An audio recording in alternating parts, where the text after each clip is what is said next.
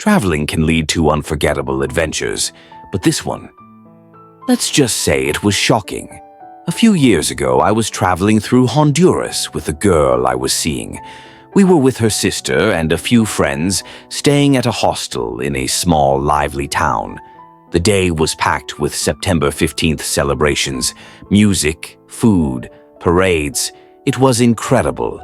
That night, as we walked back to the hostel, the vibe was perfect. The warm air, the quiet streets, and the glow of the festivities in the distance. One thing led to another, and we found ourselves in the town plaza. It was late, dark, and almost deserted. The plaza had columns and private corners, and since we couldn't return to the hostel with her sister and friends there, we decided to stay. In the moment, it felt spontaneous and exciting. We picked a spot between two large columns. She leaned against one, and everything was going great until she started shaking. At first, I thought, wow, she's really into this. She had this intense look on her face and was trembling uncontrollably.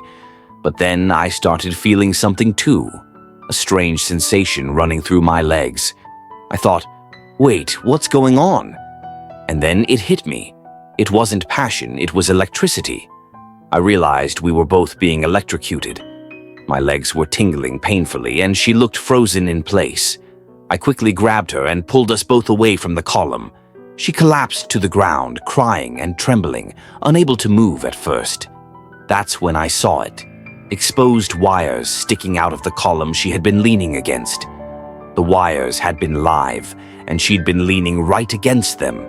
She later told me she thought she was dying and couldn't even scream. Meanwhile, I was just relieved we'd both made it out. Okay. Looking back, it's a story we laugh about.